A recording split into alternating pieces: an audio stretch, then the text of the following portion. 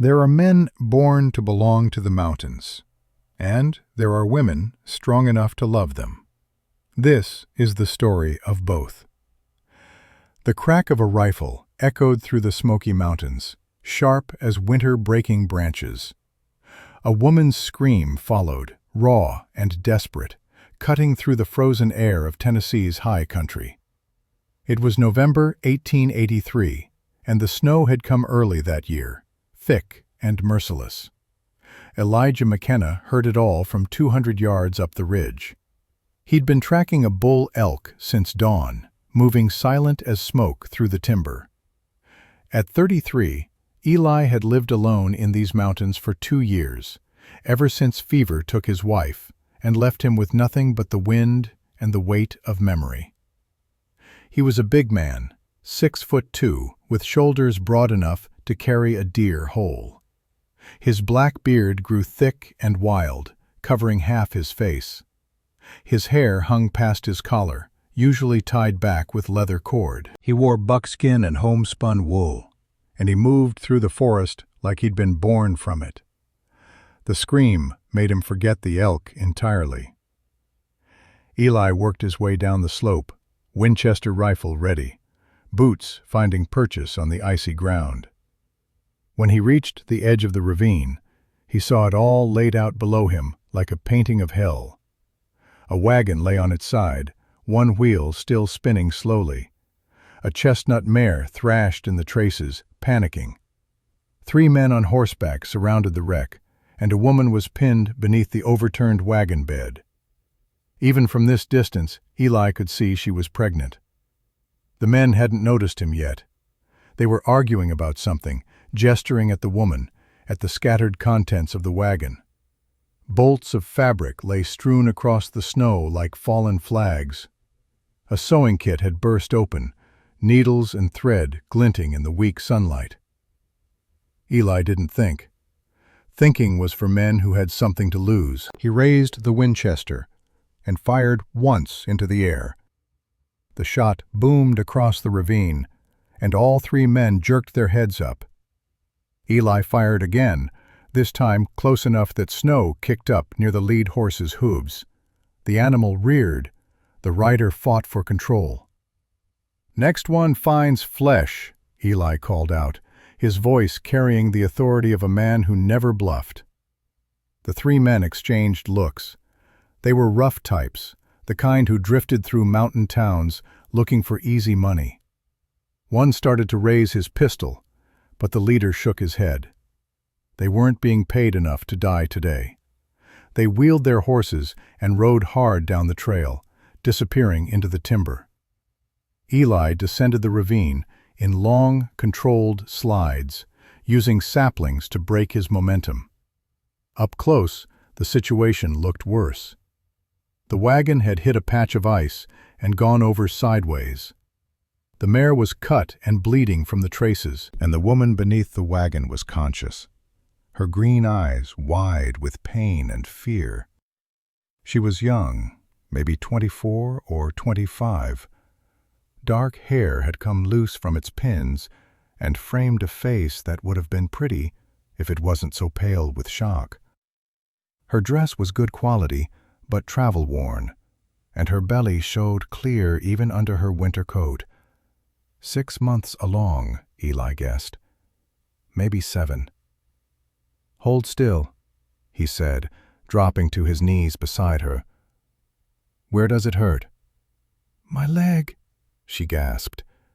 "Can't feel my leg." The wagon bed had her penned from the waist down. Eli examined the situation quickly. If he lifted wrong, the whole thing could shift and crush her worse. But the snow was melting where her body heat touched it, and he could see she was shaking hard. "What's your name?" he asked, already moving to brace the wagon. "Sarah. Sarah Beth Morgan." "Well, Sarah Beth Morgan, I'm going to lift this off you now. When I do, you pull yourself free. Can you do that?" She nodded, teeth chattering. Eli positioned himself, set his feet, and heaved. The muscles in his back and shoulders screamed as he took the weight of the wagon. It lifted 6 inches, then a foot. Sarah dragged herself backward through the snow, crying out when her leg came free. Eli let the wagon down carefully and went to her. Her left leg was bent at a bad angle below the knee, and her face had gone the color of old milk. But when he checked her belly with gentle hands, feeling for the hardness that would mean internal bleeding, she seemed intact. "The baby," she whispered. "Baby feels fine to me, strong, but we need to get you warm and get that leg set." He looked at the sky. The clouds had that heavy, yellowish quality that promised more snow. "My cabin's a mile from here. Can you ride?" "I think so." The mare was beyond saving. One of her front legs was broken, and she thrashed in agony. Eli hated this part, but there was no mercy in leaving her to suffer. He drew his pistol and put her down with one shot, quick and clean. Sarah flinched at the sound, but said nothing. He gathered what he could from the wreckage. Most of her belongings were ruined or scattered beyond finding, but he salvaged a carpet bag with some clothes, and, miraculously, her sewing kit had survived intact in its leather case. He strapped everything to his pack, then lifted Sarah as carefully as he could. She was light in his arms, too light for a woman carrying a child. He could feel her trembling, going into shock. He needed to move fast. Eli's cabin sat in a clearing halfway up the next ridge, built from squared logs and chinked with moss. Smoke rose from the stone chimney. He'd banked the fire that morning, but it would still be warm inside. He carried Sarah through the door and laid her on the bed, a simple frame strung with rope and covered with deer hides and wool blankets. The cabin was one room, maybe 20 feet square. Rough furniture he'd made himself. Hunting gear hung on the walls alongside drying herbs and strips of venison.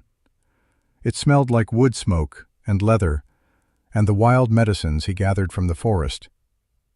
Sarah surveyed the space, taking it all in. "You live here alone?" 2 years now." Eli built up the fire, adding larger logs until heat began to fill the room. He put water on to boil, then mixed a tea from willow bark and mint.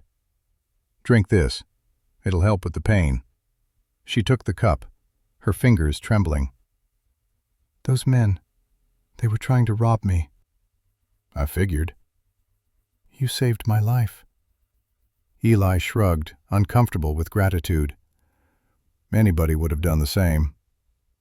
"I don't think that's true." She sipped the tea, made a face at the bitterness, but kept drinking. "What's your name?" "Elijah McKenna. Folks call me Eli." "Thank you, Eli." He nodded and busied himself checking her leg. It was broken, but clean. He'd set worse. While the tea did its work, numbing her pain, he splinted the leg with straight branches and strips of cloth torn from an old shirt. She bit down on a leather strap and didn't scream, which told him she was tougher than she looked. When it was done, she lay back exhausted. The color had returned to her face, and the shaking had stopped. "Where were you headed?" Eli asked. "Gatlinburg. I bought land there. Sight unseen, through a letter.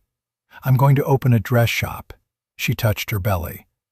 "Need steady work before this one comes." "You're a seamstress?" "Trained in Charleston. My husband was an engineer on the railroad." Her voice caught. "He died 7 months ago. Accident at a rail yard." "I'm sorry." Eli knew the weight of those words. "My wife passed 2 years back. Fever took her in 3 days." They sat in silence after that, but it wasn't uncomfortable. It was the silence of two people who understood loss, who knew that some griefs were too big for talking. Outside, the wind picked up. Snow began to fall, visible through the cabin's single window, big wet flakes that would pile up fast. "Storm's coming," Eli said. "You'll need to stay here tonight. Maybe tomorrow, too, if it's bad. I'll take you down to Gatlinburg when the weather clears." Sarah nodded, already half asleep from the willow bark tea and exhaustion. Eli covered her with another blanket, then moved to the far side of the cabin to give her privacy. He sat in his chair by the fire and worked on repairing a pair of snowshoes, the rawhide lacing smooth and familiar in his scarred hands. The firelight played across the rough log walls. Outside, the storm built its strength, and in the bed across the room, Sarah Beth Morgan slept and dreamed of things Eli would never know. When she woke the next morning, pale sunlight streamed through the window. The storm had passed, leaving the world buried in fresh snow. Eli was already up, frying venison and cornmeal cakes on the iron skillet that hung over the fire. "How's the leg?" he asked, when he saw her eyes open. "Hurts, but better than yesterday." She struggled to sit up, wincing. "I need to, is there—" "Privy's out back. I'll help you."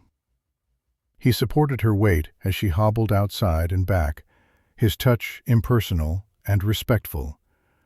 When she was settled again by the fire, he handed her a plate of food and a cup of coffee so strong it could have stripped paint.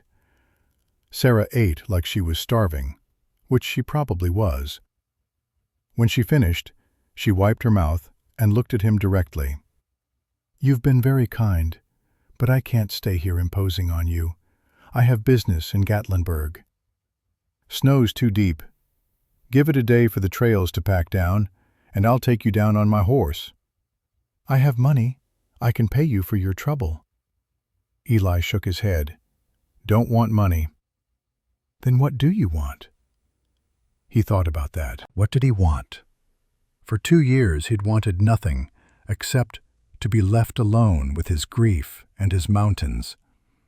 But this woman, pregnant, determined, utterly alone, stirred feelings in his chest he'd thought were dead. "Nothing," he said finally. "Just trying to help." Sarah studied him with those sharp green eyes, like she was reading a book written in his face. "You're not what I expected when I pictured a mountain man." "What did you expect?" "Someone rougher, meaner," she smiled a little. "More likely to eat me than help me." Eli felt his mouth twitch. It might have been the start of a smile. He couldn't remember the last time he'd smiled. "I only eat people on Tuesdays. Today's Thursday." She laughed, surprised, and the sound filled the cabin like music. It had been a long time since there'd been laughter in this place. They spent the day in quiet companionship. Eli showed her his collection of medicinal herbs, explaining what each was for. Yarrow for bleeding, golden seal for infection, wild ginger for nausea. Sarah told him about Charleston, about growing up in a house with servants and going to a proper school, about meeting William Morgan at a church social and falling in love with his plans to build railroads across the new territories. "He promised me adventure," she said, staring into the fire. "He kept that promise, just not the way either of us expected." By evening, she'd noticed the tear in Eli's buckskin jacket and asked for her sewing kit. He brought it to her, watching as she opened the leather case and examined the contents. Scissors, needles, thread in a dozen colors. Her fingers moved across them with practiced confidence. "This is torn badly," she said, examining the jacket. "But I can fix it, make it stronger than before." She worked by firelight while Eli carved a new trigger guard for his rifle. The only sounds were the pop and hiss of burning wood, the whisper of needle through leather, the soft scrape of his knife on walnut stock. Outside, a wolf howled somewhere in the distance, and another answered. "Do you get lonely?" Sarah asked suddenly. "Living up here alone?" Eli considered. "Sometimes, but loneliness is better than the wrong kind of company." "I understand that." She knotted off a thread and started another seam. "In Charleston, after William died, I was surrounded by people. But I've never felt more alone in my life. Everyone had advice. Everyone knew what I should do. Nobody asked what I wanted." "What do you want?" "To make my own way. To prove I can provide for my child without depending on anyone's charity or judgment." She held up the jacket, examining her work in the firelight. "To build something that's mine." Eli took the jacket and turned it over in his hands. The repair was invisible, the stitches small and perfect. "You're good at this. It's what I know how to do. And in Gatlinburg, I'll have customers. The land agent's letter said it's a growing town. Railroads coming through. People will need clothes made and mended." Her worried tone caught his attention. "You sound worried." "The land I bought. I've never seen it. What if it's no good? What if the whole thing was a mistake?" "Then you'll figure something else out. You seem like someone who figures things out." Sarah met his eyes, and something passed between them. Understanding. Recognition. The acknowledgement that they were both survivors, both people who'd been broken and put themselves back together with whatever materials were at hand. The next morning dawned clear and cold. Eli saddled his horse, a big roan gelding named Red, and helped Sarah mount.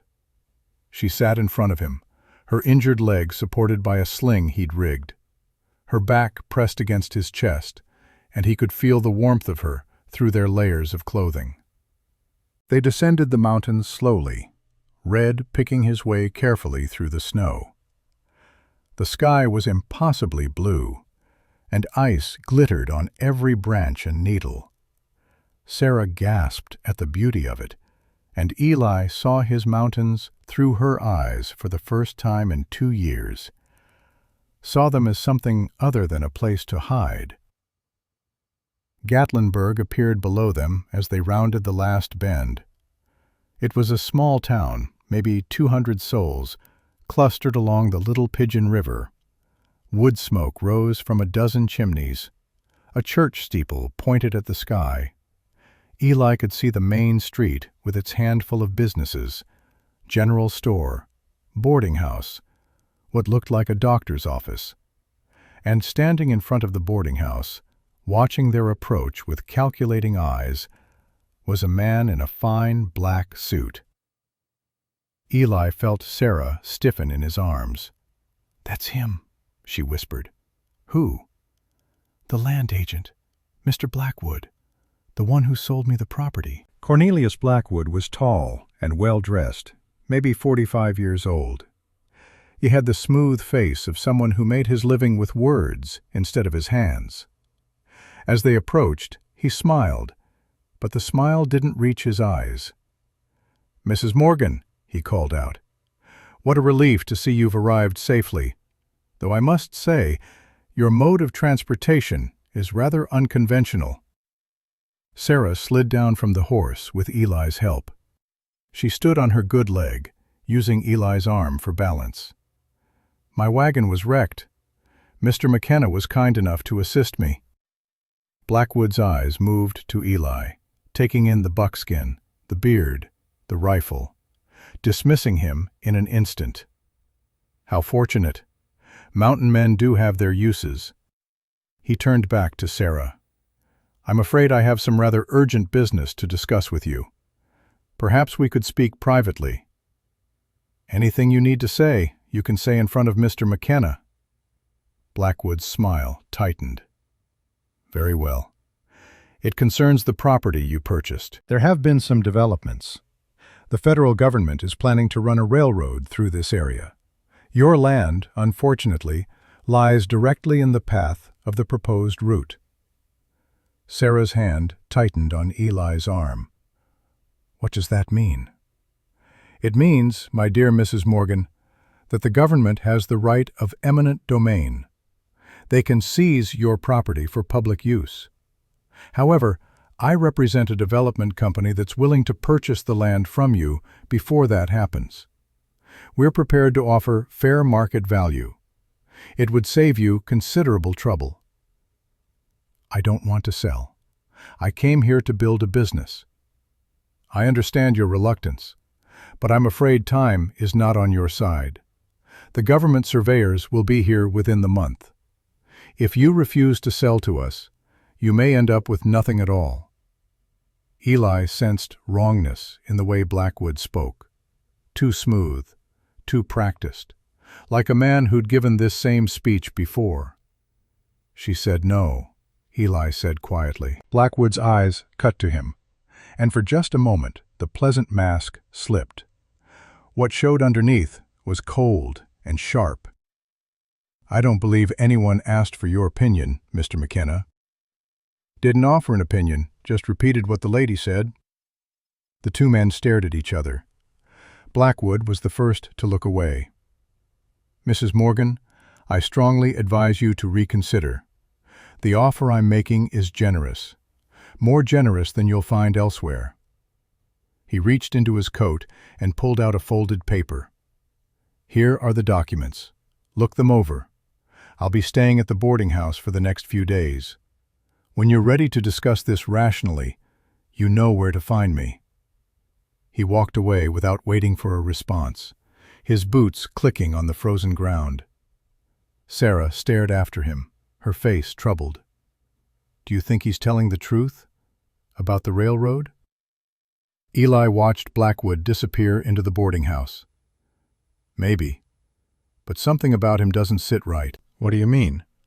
I've known my share of snakes in the grass. That man's one of them. I can smell it. Sarah looked up at him, and in her eyes he saw fear warring with determination. I can't lose this land, Eli. It's all I have. All my baby will have. Then we'll make sure you don't lose it. The words were out before he thought them through. We. When had this become we? But watching Sarah stand straight despite her broken leg, seeing the stubborn set of her jaw, Eli knew he wasn't walking away. Not yet. Maybe not ever. Come on, he said. Let's get you inside and find someone to look at that leg properly. Then we'll figure out what Mr. Blackwood is really up to. They moved toward the boarding house together, and neither of them noticed Blackwood watching from an upstairs window, his expression thoughtful and calculating. The game had begun, though only one of them knew it yet. And in the mountains above Gatlinburg, the wind picked up, carrying the scent of more snow to come. The boarding house belonged to a widow named Martha Hayes, a sturdy woman of 58 with silver hair and hands that had known hard work. She took one look at Sarah's splinted leg and clucked her tongue like a mother hen. Lord have mercy, child. What happened to you? Wagon accident, Sarah said. Mr. McKenna was kind enough to help me. Martha's eyes moved to Eli, taking in his buckskin and beard with the practiced assessment of someone who'd seen all types pass through her door. Elijah McKenna. Haven't seen you in town for near about 6 months. Been up in the high country. So I heard. Well, you did good bringing her here. Come on inside, both of you. I'll put the kettle on and we'll see about getting Doc Caldwell to look at that leg proper.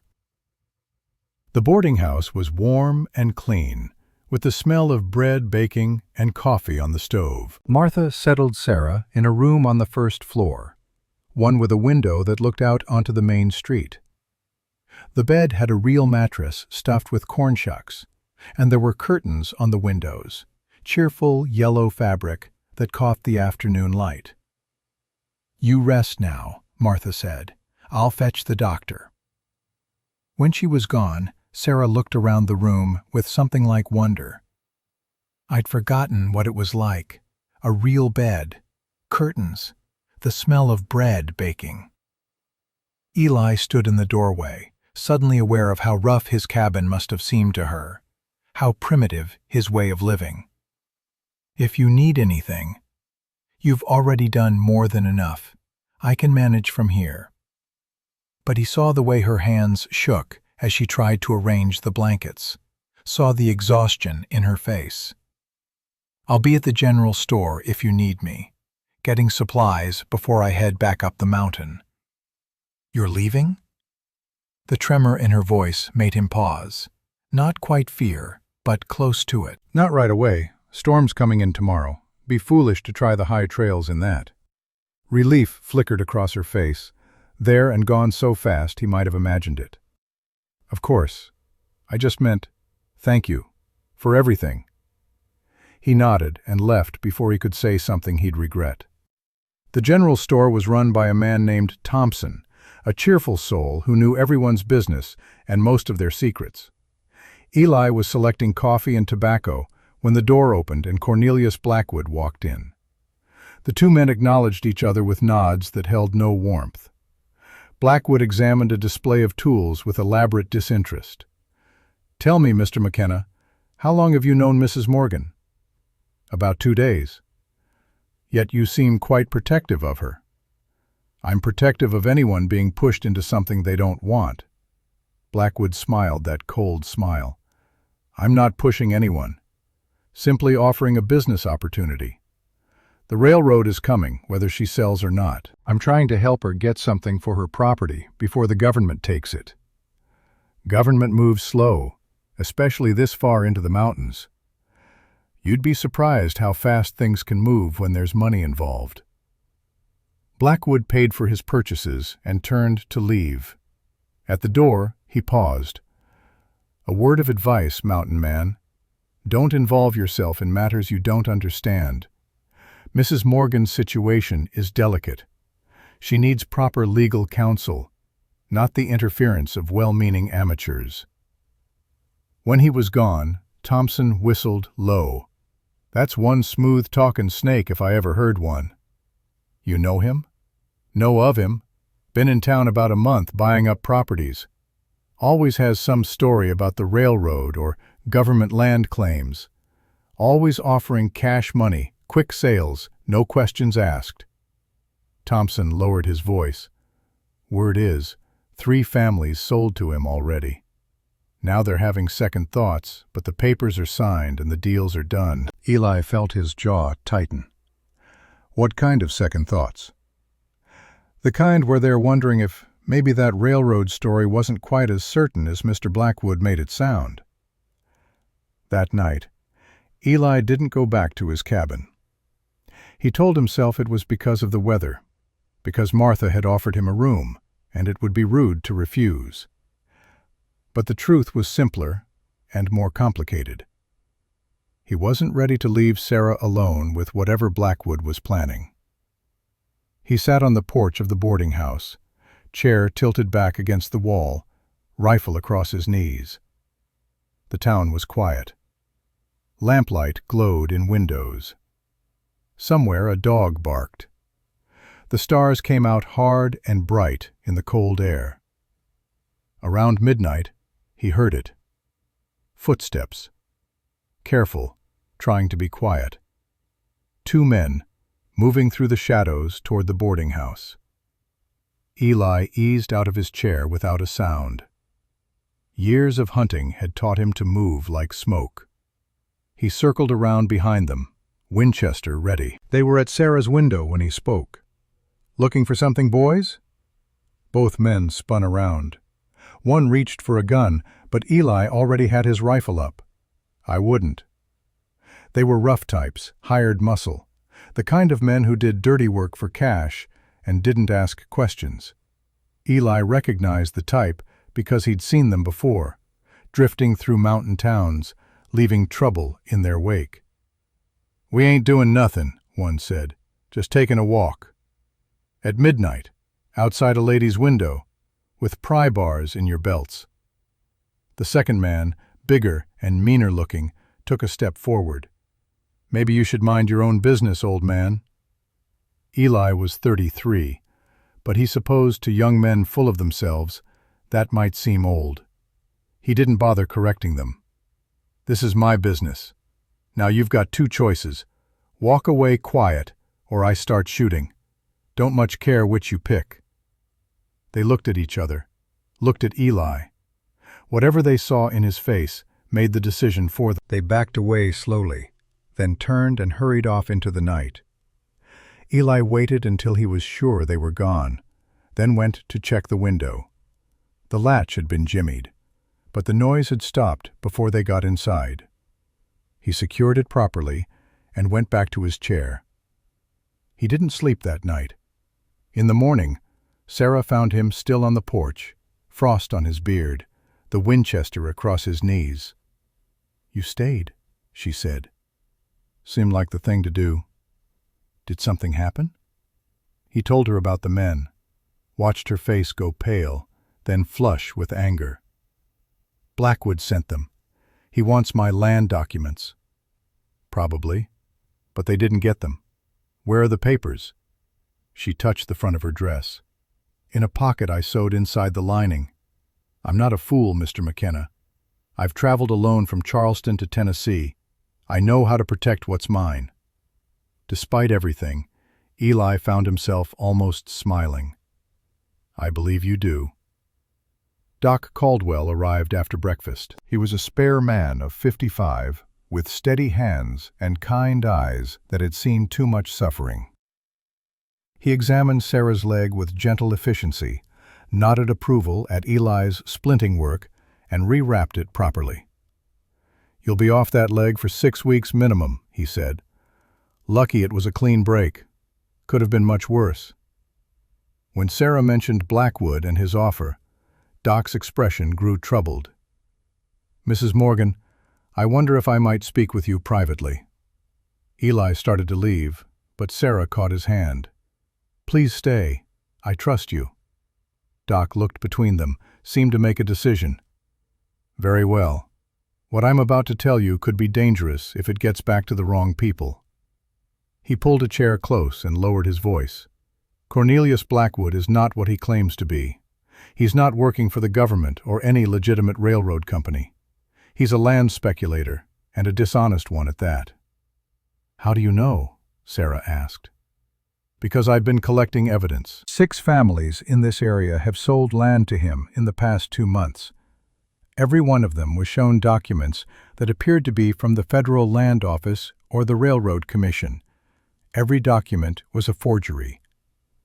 The word hung in the air like poison. "Why hasn't anyone reported him?" Eli asked. "To who?" "The sheriff is on Blackwood's payroll. The nearest federal marshal is in Nashville, 3 days' ride. And the people he's cheated are mostly poor mountain families who can barely read, let alone navigate legal proceedings against a man with money and connections." Sarah's hand tightened on Eli's. "What does he want with all this land?" "That's what I've been trying to figure out. There is talk of a railroad eventually coming through, but the route isn't decided and won't be for years.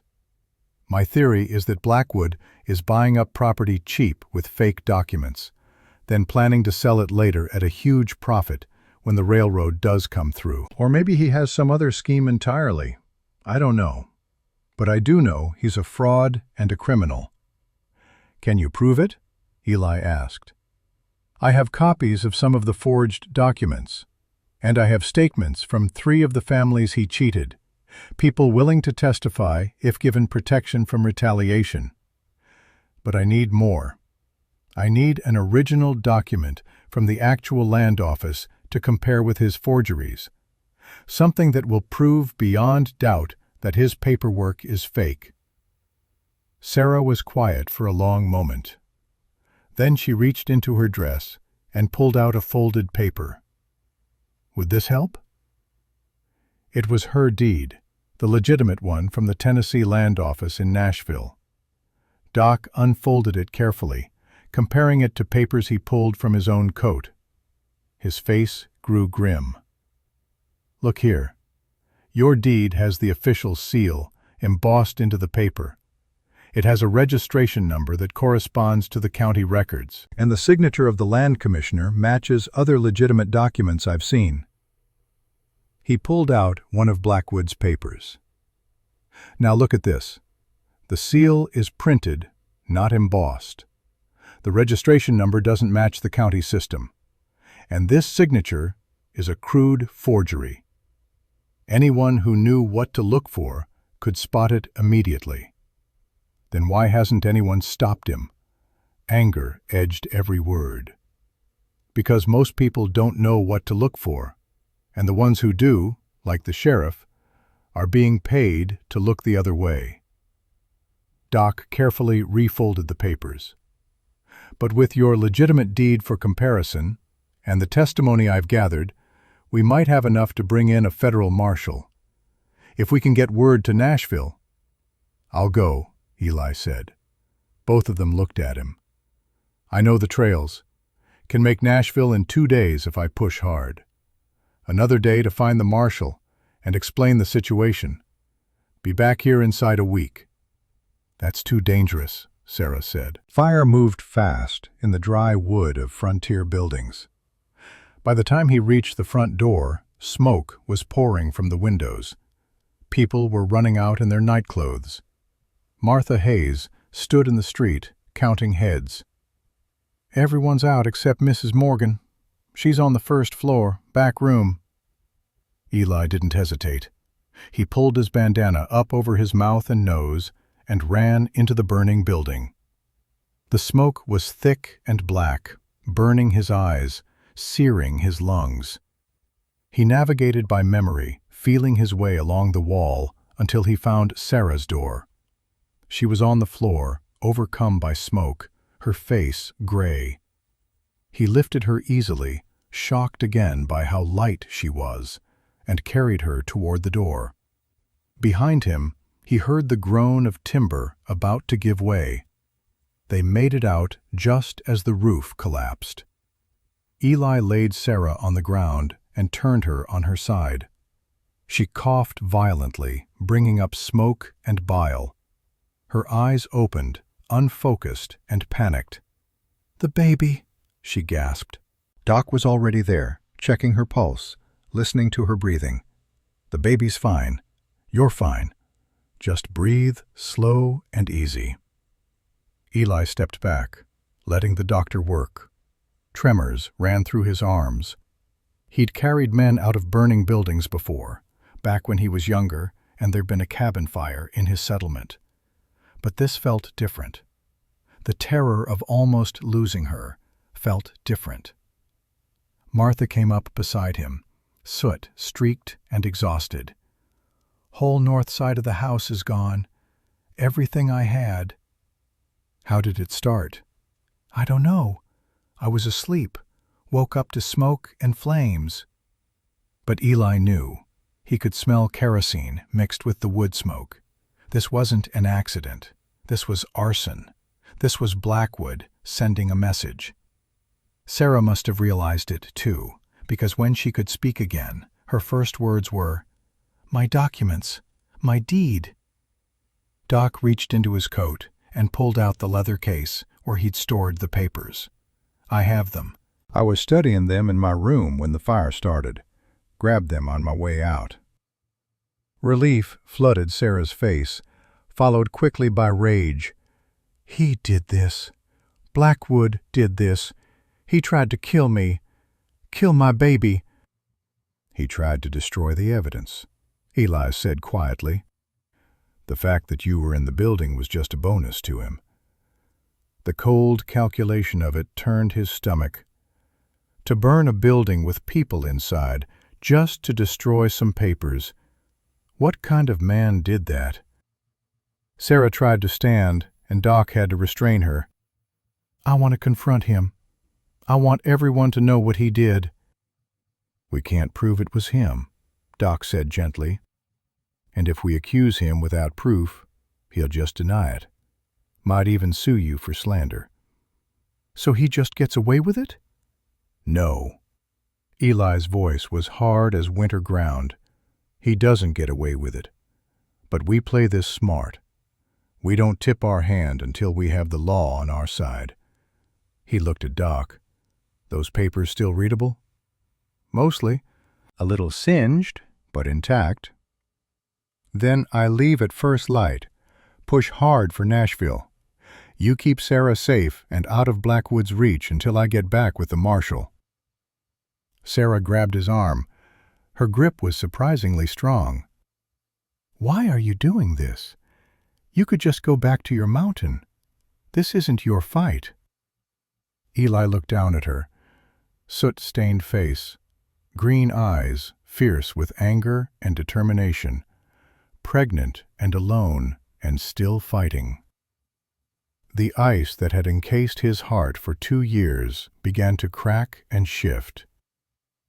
"Maybe it wasn't my fight at first," he said, "but it is now." That night, what was left of the boarding house's guests crowded into the church. Pastor Sam Thornton, a man of 67 with white hair and a voice that could shake the rafters, welcomed them all. He found blankets and places to sleep. He led prayers for Martha's loss and Sarah's safety. And when the praying was done, and most people had drifted off to exhausted sleep, he sat with Eli and Sarah and Doc in the front pew and listened to everything they told him. "I've suspected something was wrong with Blackwood's dealings," Sam said when they finished, "but I had no proof and no way to fight him. This changes things." "How?" Sarah asked. "Because now we know what we're fighting, and we're not fighting alone." Sam looked at each of them in turn.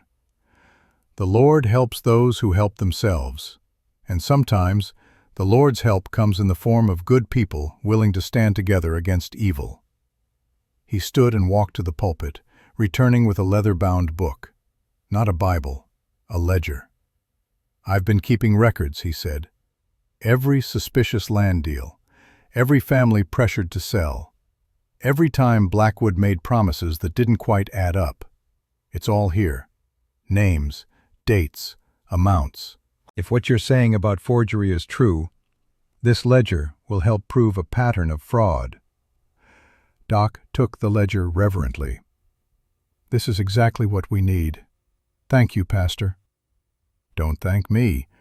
Thank God you got here before Blackwood destroyed this whole community." Sam looked at Eli. "You'll need supplies for the Nashville ride. I'll see what I can gather. And Mrs. Morgan, you'll stay with my wife and me. Our home is small, but it's safe." They talked into the early hours, planning and preparing. By the time Eli finally stretched out on a pew to catch a few hours of sleep, the first hint of dawn was touching the windows. Sarah sat nearby, wrapped in a borrowed blanket. She watched him with an expression he couldn't quite read. "I'm afraid," she said quietly. "Of Blackwood? Of losing this, the land, the dream, the chance to build something for my baby." She paused.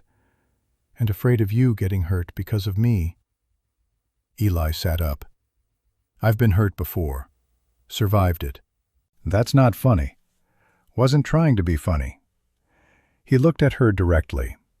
"Listen, I spent 2 years hiding on my mountain, thinking if I just stayed away from people, I wouldn't have to feel anything ever again.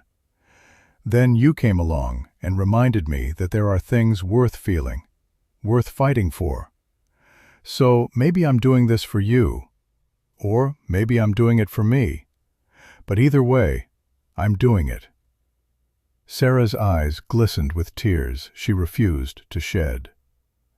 "When this is over, when Blackwood is dealt with and I have my land secure, what then?" "What do you mean?" "Will you go back to your mountain, back to being alone?" It was a fair question, one Eli had been asking himself. The smart answer was yes. The safe answer: go back to his cabin and his solitude and the life he'd built from the wreckage of his grief. But facing Sarah now, he couldn't speak those words. "I don't know," he said honestly. but I reckon I've got time to figure it out." Outside, the sky was turning gray with approaching dawn. Somewhere in the distance, a rooster crowed. The town of Gatlinburg was waking up to smoke damage and questions. And Cornelius Blackwood, sleeping peacefully in his hotel room, had no idea that the walls were closing in around him. Eli left at dawn, when the world was still gray and the frost lay thick on everything. Red picked his way carefully down the mountain trail, breath steaming in the cold air. Behind them, Gatlinburg grew smaller, smoke still rising from the ruins of Martha's boarding house. The ride to Nashville would take 2 hard days if the weather held. Eli pushed Red as much as he dared, stopping only to rest and water the horse. At night, he slept rough under the stars, wrapped in his bedroll, the documents safe in an oilskin pouch against his chest. He thought about Sarah more than he wanted to admit. Thought about the way she'd looked at him before he left, like she was trying to memorize his face. Thought about what it might mean if he came back and she was still there, still looking at him that way. Meanwhile, back in Gatlinburg, Sarah moved into Pastor Sam's small house. His wife Ruth was a gentle woman who asked no questions and offered nothing but kindness. The house sat at the edge of town, backed up against the forest, with a view of the mountains that made Sarah's heart ache. On the second morning, she sat on the porch mending one of Ruth's dresses. Her hands moved automatically, muscle memory from years of training. The work soothed her, gave her something to focus on besides worry. That's when she heard the horses. 6 Cherokee men rode out of the forest, moving silent as ghosts. They wore a mix of traditional and white man's clothing, deerskin and homespun. The lead rider was ancient, his face a map of wrinkles, his long hair pure white. Despite his age, he sat his horse with the ease of someone born to the saddle. Pastor Sam came out of the house, and Sarah was surprised to see him smile. "Red Hawk, it's been too long, old friend." The old Cherokee dismounted slowly. When he spoke, his English was accented, but clear. "Heard there was trouble in town. Fire. Bad men." "How did you hear?" "The forest tells us many things." Red Hawk's dark eyes moved to Sarah. "This is the woman?" "This is Sarah Morgan. Sarah, this is Red Hawk. He and his people have lived in these mountains longer than any of us can remember." Red Hawk approached the porch. Sarah started to stand, but he gestured for her to remain seated. He studied her for a long moment, and she had the strange feeling he was seeing more than just her face. "You carry life," he said finally. "Life is sacred.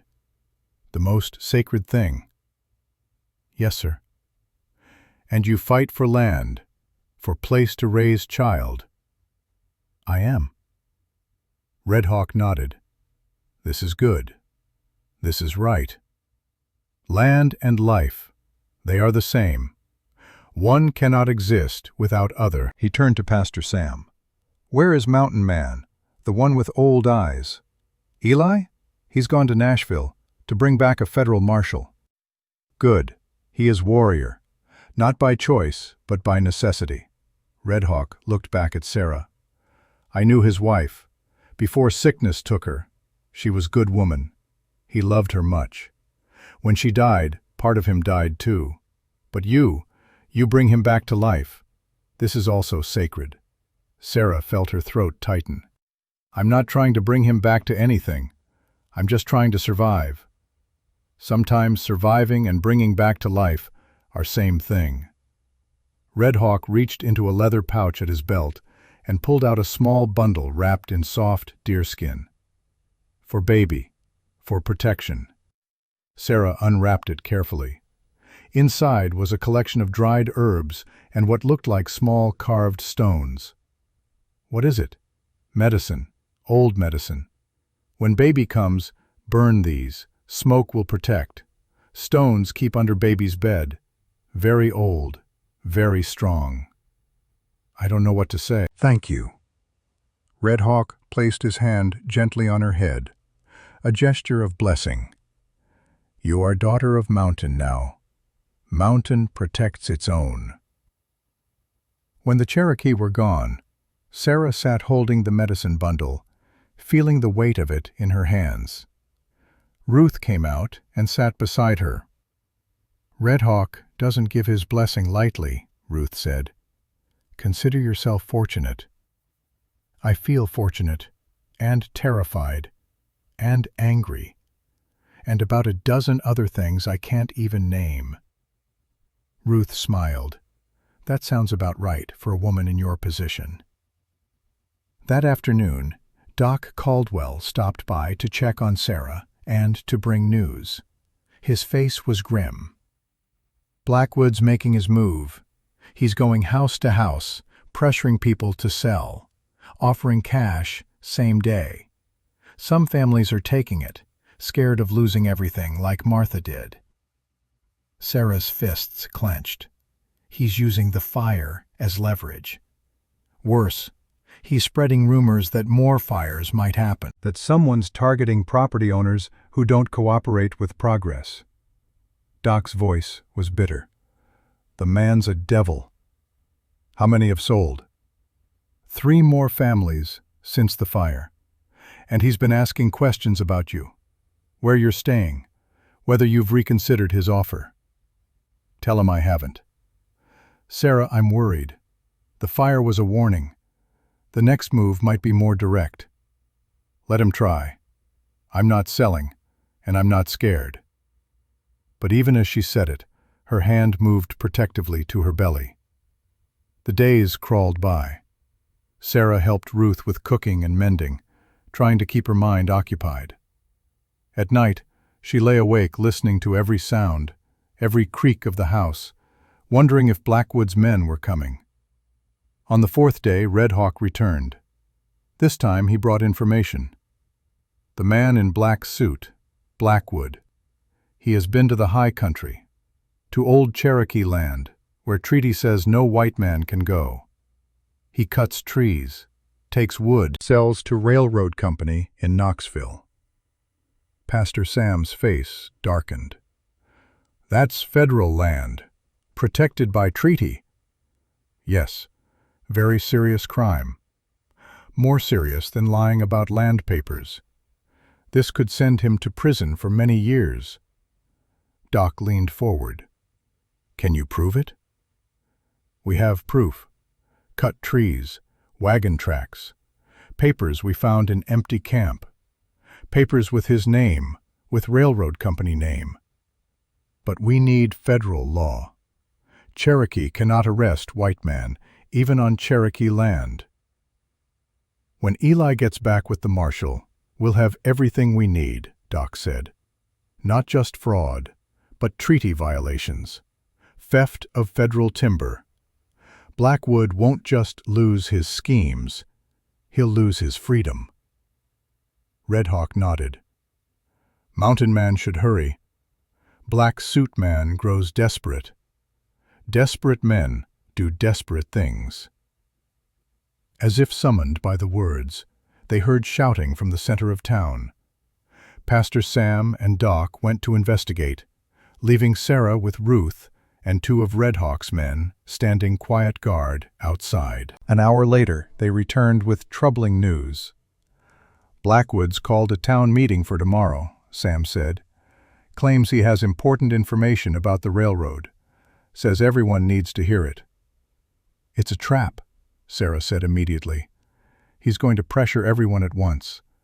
Make it seem like selling is the only rational choice. That's what I think too. But people are scared. After the fire, after all his rumors, they want answers. They'll come to the meeting. Then so will I. Sarah, no. It's too dangerous. Dangerous or not, I'm going. These people need to hear the truth, not just Blackwood's lies. Doc and Sam exchanged glances. Finally, Sam nodded. All right. but we stay with you, and Red Hawk's men keep watch." Agreed. That night, Sarah barely slept. She lay in the small guest room, listening to the wind in the pines, thinking about Eli somewhere on the trail from Nashville. Was he safe? Had he found the marshal? Would he make it back in time?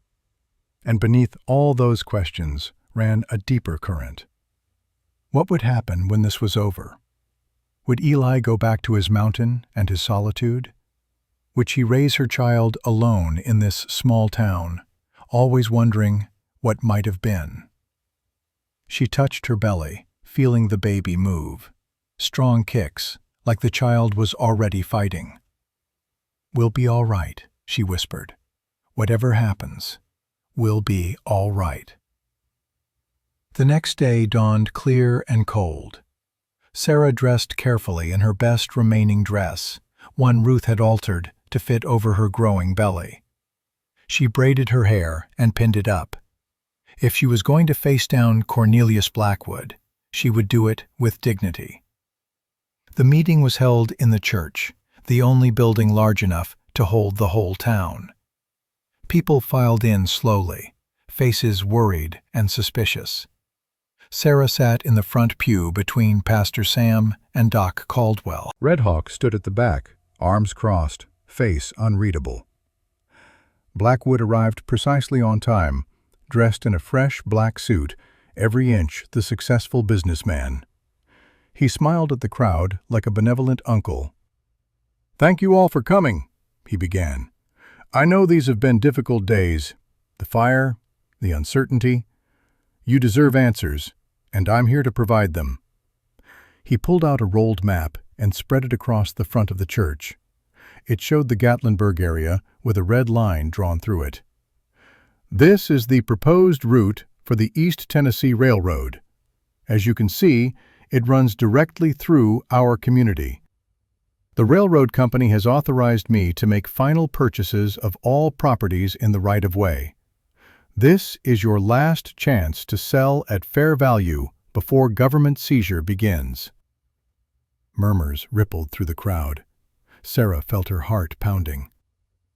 "I know some of you have doubts," Blackwood continued. "I know there have been rumors questioning my authority, so let me be clear." He pulled out a sheaf of official-looking papers. "These are preliminary seizure orders from the Federal Land Office. Any property owner who refuses to negotiate in good faith will face immediate eviction without compensation." It was a masterful performance. The documents looked authentic. His voice carried absolute conviction. Sarah watched people's faces and saw fear winning over skepticism. She couldn't stay silent any longer. "Those papers are forgeries," she said, standing. Her voice rang clear in the small church. "Just like all the other documents Mr. Blackwood has shown people in this town." Every head turned. Blackwood's smile never wavered, but his eyes went cold. "Mrs. Morgan, I understand you're upset about your accident and the fire, but making wild accusations won't change the facts. The facts are that you're a fraud." Sarah pulled out her own deed, the legitimate one, and held it high. "This is a real deed from the Tennessee Land Office. See the embossed seal? The registration number? The authentic signature? Now compare it to Mr. Blackwood's documents. His seals are printed. His numbers don't match county records. His signatures are forgeries." Doc stood beside her. "I have testimony from 6 families who were defrauded by this man, and evidence that he's been cutting timber illegally on Cherokee treaty land." Red Hawk stepped forward from the back of the church. "Federal crime, very serious. Marshal is coming to arrest." Blackwood's composure finally cracked. "This is ridiculous. You have no proof. You're just a pregnant woman, a country doctor, and an old Indian trying to stop progress." "We have all the proof we need," Sarah said, "and it's on its way to a federal marshal right now." For just a moment, panic flickered across Blackwood's face. Then his expression hardened into something ugly. "You've made a serious mistake, Mrs. Morgan. All of you have." He rolled up his maps with sharp, angry movements. "I tried to do this the easy way, tried to help you, but you've chosen the hard path." He strode toward the door, then turned back. "You think a marshal will help you? By the time any federal authority arrives, if they even come, I'll have bought every piece of property in this valley through legitimate channels or otherwise, and you, Mrs. Morgan, will have nothing." The door slammed behind him. The church erupted in voices. Some people were angry at Blackwood. Others were angry at Sarah for stirring up trouble. Pastor Sam raised his hands for quiet. "Folks, listen. I know you're scared. I know Blackwood sounds convincing. But Sarah and Doc are telling the truth. Give us 3 more days. If a marshal hasn't come by then, make your own decisions. But please, give us that time." Slowly, reluctantly, people nodded. It wasn't a victory, but it was a reprieve. As the crowd dispersed, Sarah felt suddenly exhausted. The baby kicked hard, as if protesting all the stress. Doc noticed her pale face and insisted she sit. "That was brave," he said. "Possibly foolish, but brave." "I had to. I couldn't just let him lie to everyone." "I know. But you've made yourself a target now. Blackwood knows we're onto him, and he knows we're waiting for the marshal. He'll make his move soon." Red Hawk approached them. "My people will watch, day and night, but Mountain Man should come soon, very soon." Sarah looked out the church window at the empty road that led to Nashville. Somewhere out there, Eli was riding hard, carrying all their hopes with him. "He'll come," she said, with more confidence than she felt. He promised. But as the sun set that evening and darkness came to Gatlinburg, she couldn't shake the feeling that time was running out. In his hotel room, Cornelius Blackwood sat at his desk, writing furiously. He'd already sent telegrams to Confederates in 3 states, already arranged for wagons and armed men. If the marshal was coming, he needed to move fast, collect as many signed deeds as possible, liquidate his holdings, and disappear before the law arrived. And if Sarah Morgan and her friends tried to stop him, well, accidents happened in frontier towns all the time. He sealed the letters, called for a messenger, and poured himself a whiskey. By this time next week, he'd be in Texas or California with enough money to start over. These mountain people would never see him again. He raised his glass to his reflection in the window, smiling that cold smile. What he didn't see was the shadow moving outside. Red Hawk's people, watching, waiting, ready. The final confrontation was coming, and everyone in Gatlinburg could feel it in the air, like a storm about to break. The telegram arrived at Sheriff Coleman's office just after dawn. The sheriff read it twice, face growing redder with each word, then crumpled it in his fist and walked straight to Blackwood's hotel. Doc Caldwell, who'd been keeping watch from across the street, saw the exchange through the hotel window, saw Blackwood's face go pale, saw him grab the sheriff's arm, urgent and angry. Whatever news that telegram contained, it wasn't good for them. Doc hurried to Pastor Sam's house, where Sarah was helping Ruth prepare breakfast. "Something's happened," he said, slightly out of breath. "Sheriff got a telegram, went straight to Blackwood. They're spooked." "Eli," Sarah breathed. "He must have reached the marshal. Or warned them we were coming. Either way, they know time's running out." Pastor Sam set down his coffee cup. "Then they'll make their move today, try to intimidate enough people into signing before any federal authority arrives." He was right. By mid-morning, Blackwood's men were working the town in pairs. They went door to door with cash and contracts, smiling and threatening in equal measure. Sign now, get money. Refuse, face government seizure with nothing. Some families held firm, remembering Sarah's words in the church, but others, scared and desperate, signed. Each signature felt like a defeat, even though Sarah knew they couldn't be blamed for their fear. Around noon, one of Red Hawk's men came running to the house. "Trouble! At Widow's burned house. Blackwood's men, they dig in ashes. Look for something." Sarah's blood went cold. The documents. They think maybe something survived the fire.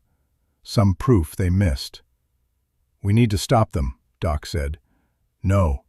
Red Hawk appeared in the doorway like a ghost. "Let them look.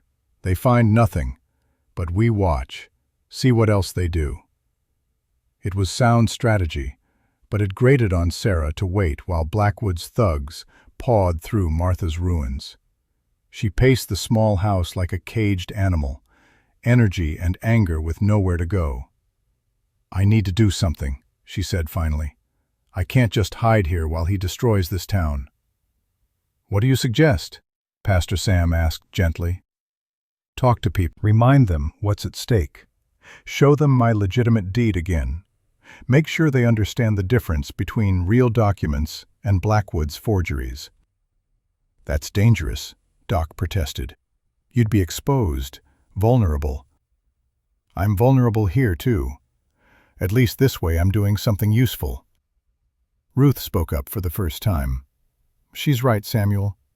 And I'll go with her. 2 women calling on neighbors. Nothing suspicious about that." They worked out a plan. Sarah and Ruth would visit families on the north side of town, the ones who hadn't signed yet. Doc and Pastor Sam would cover the south. Red Hawk's people would shadow them at a distance, watching for trouble. The first house belonged to the Hendersons, a young couple with 3 small children. Mrs. Henderson opened the door with a baby on her hip and worry in her eyes. "Mrs. Morgan, Mrs. Thornton, come in, please." Inside, the house was tidy but sparse. These were people living close to the bone, people for whom Blackwood's cash offer must have looked like salvation. "I won't take much of your time," Sarah said. "I just wanted you to see something." She laid out her deed beside one of Blackwood's documents that Doc had copied, pointed out the differences: the fake seal, the wrong registration format, the forged signature. "He's lying to all of us," Sarah said quietly. "There is no immediate railroad seizure. The government isn't taking anyone's land right now. He's trying to scare people into selling cheap, so he can profit later." Mrs. Henderson studied the papers carefully. "How do we know you're not lying? How do we know your paper is the real one?" It was a fair question. Sarah had asked herself the same thing about strangers plenty of times. "Because I have nothing to gain by lying. I'm not offering you money. I'm not trying to buy your land. I'm just asking you to wait 3 more days. A federal marshal is coming. He'll have the authority to verify which documents are legitimate. 3 days. That's all I'm asking." Mr. Henderson came in from the back room, work clothes covered in sawdust.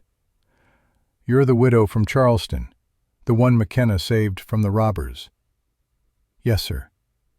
"He's a good man, quiet, but good.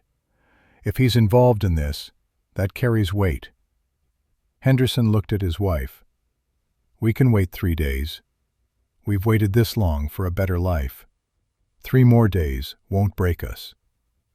It was a small victory, but it felt enormous. They visited 6 more houses that afternoon. At each one, Sarah told her story, showed her evidence, and asked for patience. Some agreed. Some were already too scared of Blackwood to listen. But by the time the sun started setting, she felt like they'd made a difference. On the way back to Pastor Sam's house, they passed the church. Sarah noticed the door was ajar, which was odd. Ruth noticed too. Samuel always locks up after services, she said. They approached cautiously. Inside, they found papers scattered across the pews. Pastor Sam's ledger lay open on the floor, pages torn out. The small office in back had been ransacked, drawers pulled open, contents dumped. They were looking for evidence, Sarah said, voice shaking with anger. Trying to find what we had on Blackwood. Did they find anything important? Ruth asked. I don't think so. Sam keeps the real evidence with him or with Doc. This was just church records. But the violation of it. Sarah's hands clenched into fists. A church. They broke into a church. Red Hawk materialized from the shadows. For a big man, he moved impossibly quiet. This is good, he said. Good? They destroyed Pastor Sam's office. Good because it means they are scared. Scared men make mistakes, and scared men show their true face. He gestured to the damage. People will see this, will know Blackwood has no honor, no respect for sacred places. This will turn more hearts against him. He was right. When word spread through town that Blackwood's men had desecrated the church, looking for documents to destroy, the mood shifted. Even people who'd been sympathetic to Blackwood started asking questions. That night, Pastor Sam called another meeting. This one was smaller, just the families who'd committed to standing against Blackwood. 15 households, maybe 40 people total. Not much against Blackwood's money and hired guns, but it was something. We need to hold together, Sam said. Tomorrow, maybe the day after, the marshal will arrive. Until then, we protect each other. Nobody faces Blackwood alone. Nobody signs anything without consulting the group. Agreed? Heads nodded, hands clasped. It felt like the birth of something important, something that went beyond land disputes and legal documents. It felt like community forging itself in fire. Sarah felt the baby kick hard, as if approving. She put her hand on her belly and smiled, despite everything. The next morning brought news both good and terrifying. Doc came running just after breakfast, waving a telegram. He's coming, the marshal. Confirmed he's on his way with Eli. They left Nashville yesterday morning. Should be here by tomorrow afternoon. Relief flooded through Sarah so intense it made her dizzy. Eli was safe. Help was coming. They just had to survive one more day. But Red Hawk's expression was grim. Blackwood knows this too. The sheriff, he works for Blackwood. He sees all telegrams. They know Marshall comes tomorrow. So what will they do? Pastor Sam asked. What desperate men always do. They will try to finish their business today, take what they can and run, or remove obstacles that stand in their way. Sarah understood what he meant by obstacles. Her, Doc, Pastor Sam, anyone with evidence or testimony that could send Blackwood to prison. Then we ford up, Doc said. Everyone who's standing against him, we bring them here, to the church. It's stone, harder to burn. We can defend it if needed. You're talking about a siege, Sarah said. I'm talking about surviving until the marshal arrives. After that, it's over. Blackwood's done. They spent the morning gathering allies. Families came with what they could carry: food, blankets, hunting rifles. The church filled with frightened but determined people. Children played in the aisles, not understanding the danger. Women prepared food. Men checked weapons and watched the windows. Sarah found herself in the strange position of being the reason for all this trouble, while also being the person people looked to for reassurance. She moved among the families, helping where she could, offering what comfort and hope she had to give. Around midday, a boy ran in from outside. "Riders coming. Lot of them. Everyone moved to the windows. Sure enough, a group of mounted men approached down the main street. 8, maybe 10 riders. Blackwood rode at the front, flanked by the sheriff and his deputies. The rest were hired guns, the kind of men who'd do anything for money. They stopped in front of the church but didn't dismount. "Sarah Morgan," Blackwood called out. "I know you're in there. Come out and talk. Let's settle this like reasonable people." Pastor Sam moved to open the door, but Sarah stopped him. "If I go out there, I'm not coming back." "Then we don't let you go." "Pastor Samuel Thornton," Blackwood's voice echoed off the stone walls. "Are you really going to let this woman destroy your community? All I'm asking for is a conversation." Sam went to the door and opened it just wide enough to be heard. "Say what you came to say from there, Cornelius. We're listening." Blackwood's pleasant mask was completely gone now. What remained was cold calculation and barely restrained violence. "I'm offering one final deal.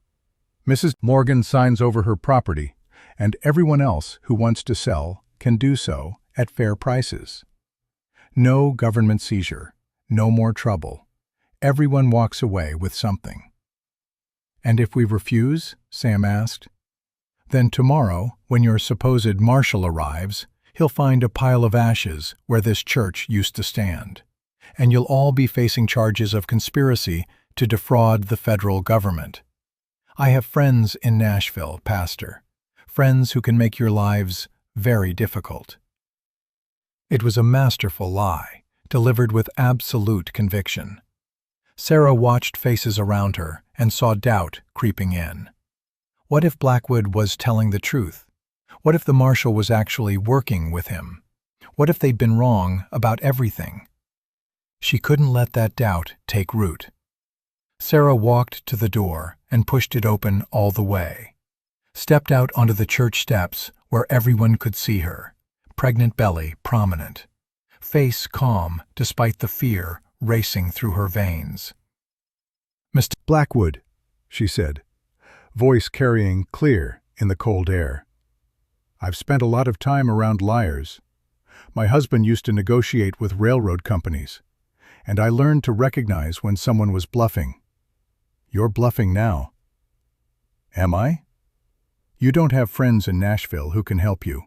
If you did, you wouldn't be here threatening women and children. You'd be somewhere safe while your lawyers handled this." She took a step down. "You're scared.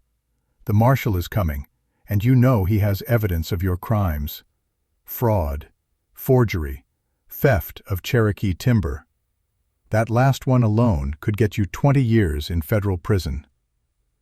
Blackwood's hand moved toward his coat. For a terrible moment, Sarah thought he might actually draw a weapon.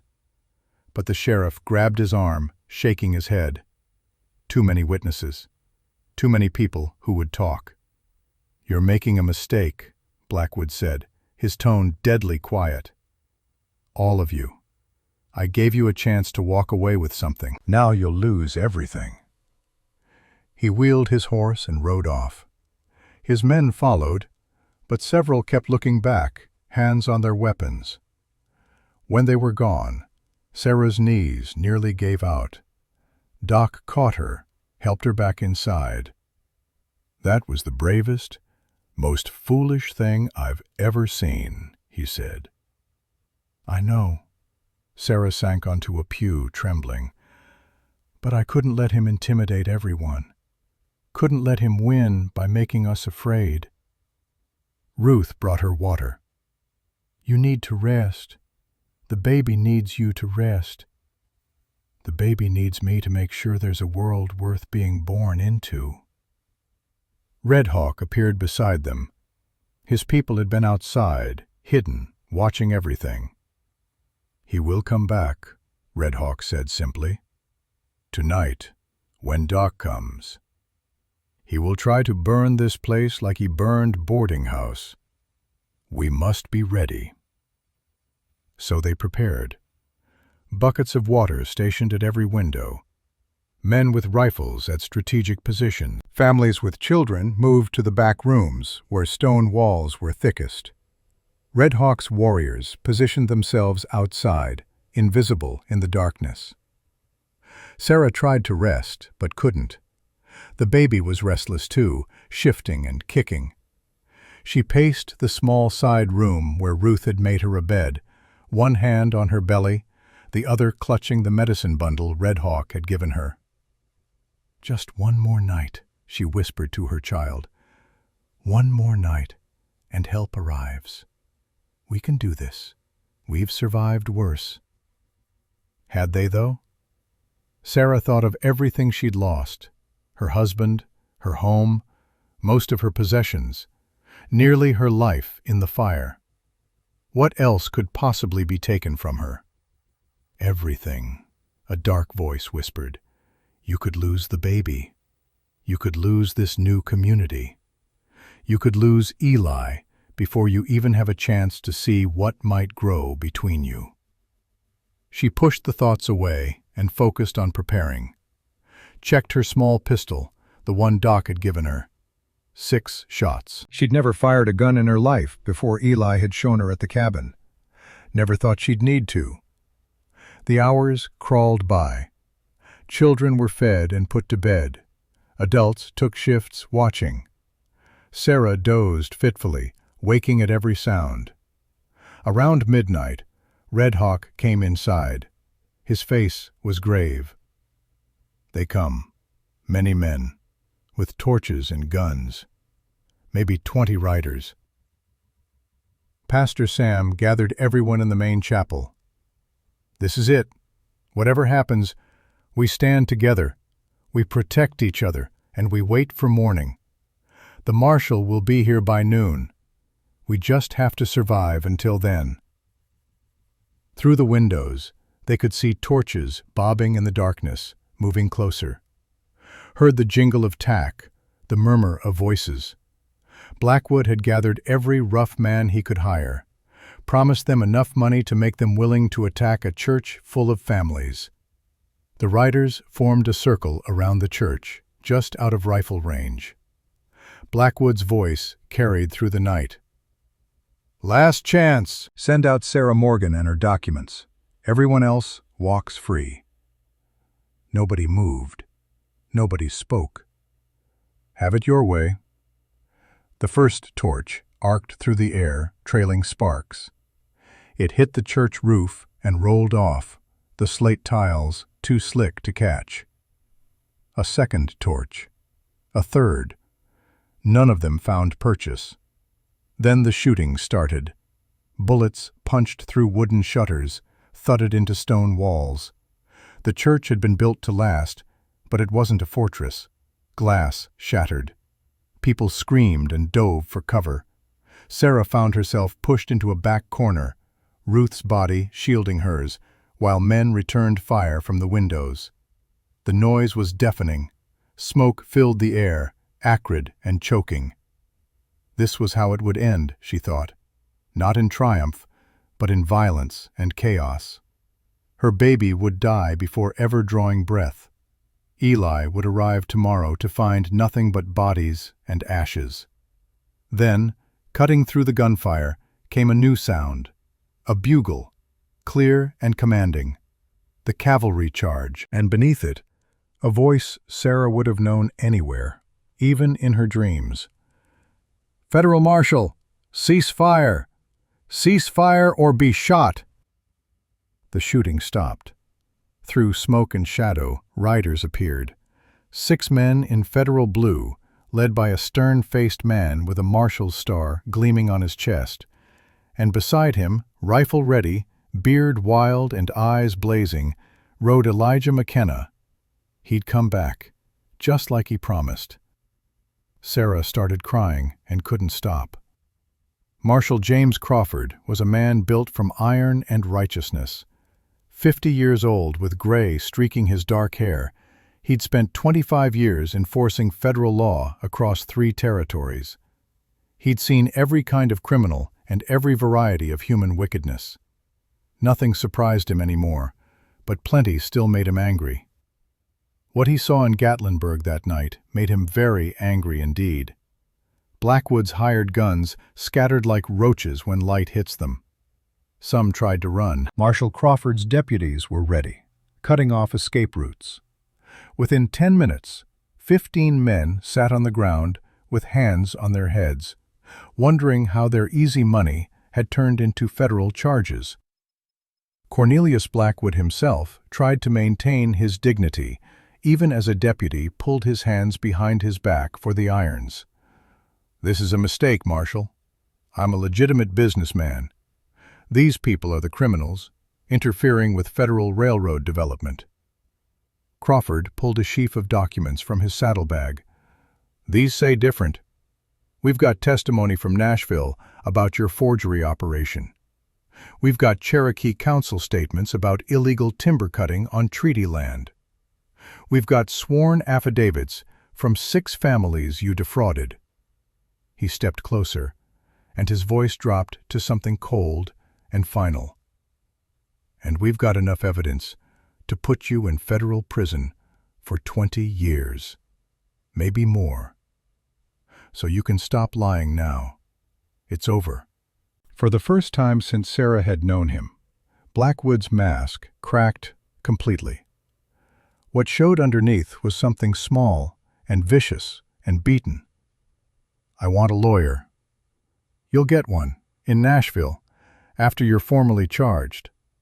Crawford gestured to his deputies. "Take him, and the sheriff too. He's been taking bribes, obstructing justice. He goes to trial same as the rest." Sheriff Coleman sputtered protests, but nobody was listening anymore. The town had already turned its back on him. Through all of this, Eli stayed mounted, eyes scanning the darkness for threats. Only when the last prisoner was secured did he finally dismount and walk toward the church. Sarah met him at the door. She'd meant to be dignified, to thank him properly for everything he'd done. Instead, she found herself in his arms, crying against his chest, breathing in the smell of horse and leather and the wild mountain air that clung to him always. "You came back," she whispered. "Told you I would." "I know, but I was scared. So scared." His arms tightened around her, careful of her belly, and for a moment the rest of the world fell away. There was just this: his heartbeat steady under her ear, the solid warmth of him, the feeling of being completely, utterly safe. Then Doc Caldwell was there, and Pastor Sam, and a dozen other people all trying to talk at once. Eli gently released Sarah and turned to face them, suddenly awkward with so much attention. Marshal Crawford saved him by stepping forward. "Folks, I know you've got questions. Here's what you need to know. Every land transaction Blackwood conducted in this area is void. Federal prosecutors will handle the criminal charges, but the Territorial Land Office will restore all properties to their rightful owners within 30 days. If you signed papers with Blackwood, those signatures mean nothing. Your land is yours." Relief swept through the crowd like wind through grass. People hugged, cried, laughed. The tension that had gripped the town for weeks finally broke. Crawford continued. "We'll need statements from all of you over the next few days. My deputies will conduct interviews. And Mrs. Morgan," he looked at Sarah, "I'll need to speak with you first thing in the morning. Your testimony and documents are the cornerstone of this case." "Of course, Marshal. Whatever you need." The next hours passed in a blur of activity. The prisoners were secured in a makeshift jail. Families returned to their homes, suddenly safe again. Doc tended to minor injuries from the shooting, mostly cuts from flying glass. Miraculously, no one had been seriously hurt. Through it all, Sarah kept finding herself looking for Eli. He'd moved to the edge of things, uncomfortable with gratitude and attention, helping where practical work was needed, hauling water, boarding up broken windows, the kind of quiet usefulness that was his nature. Finally, near dawn, the chaos settled. Most people had gone home or found places to sleep. Sarah sat on the church steps, too tired to move, watching the sky lighten in the east. Eli came and sat beside her, close but not touching. For a while they just existed in companionable silence, watching the birth of a new day. "Tell me about Nashville," Sarah said eventually. "Not much to tell. Hard ride. Found the marshal. Showed him the evidence. He believed it. We came back." Eli's version of events was characteristically brief. "Eli." "What?" "That's not a story. That's a list of facts." He almost smiled. "Never been much good at stories." "Try. Please. I want to know what you did, how you convinced them." So he told her, haltingly at first, then with more detail. How he'd ridden Red near to death to make Nashville in 2 days. How he'd gone straight to the federal building, still covered in trail dust, and demanded to see the marshal. How Crawford had been skeptical at first, another mountain man with another complaint about land speculators. But then I showed him Doc's evidence, and Pastor Sam's ledger, and your deed compared to Blackwood's forgeries. And his face changed, got real serious. Eli's voice took on some of Crawford's gravelly authority.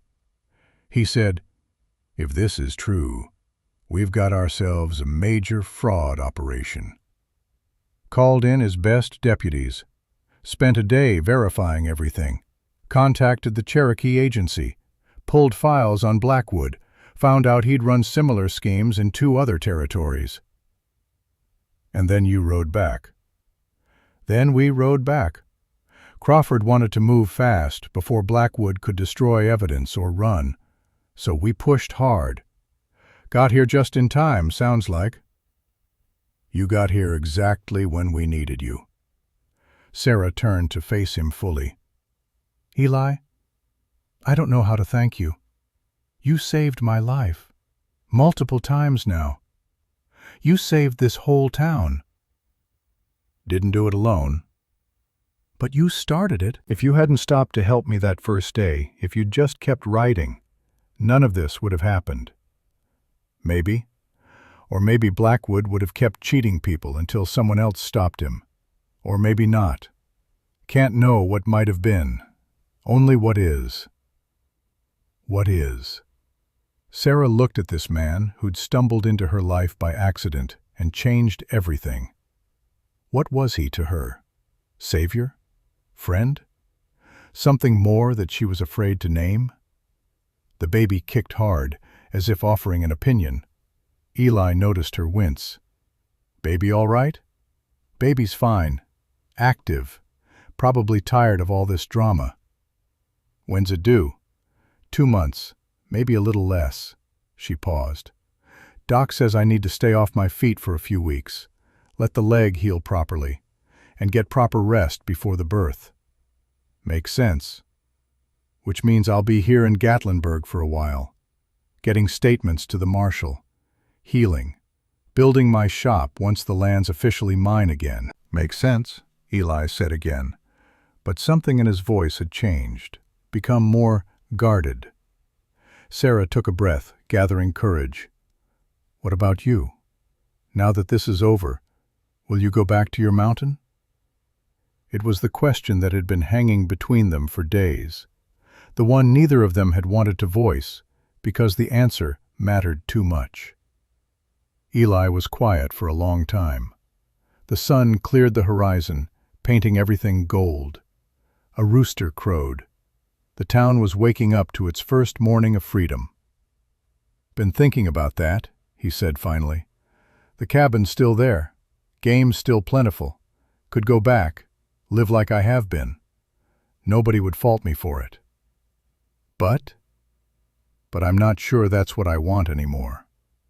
He looked at her, and in his eyes she saw something vulnerable and honest.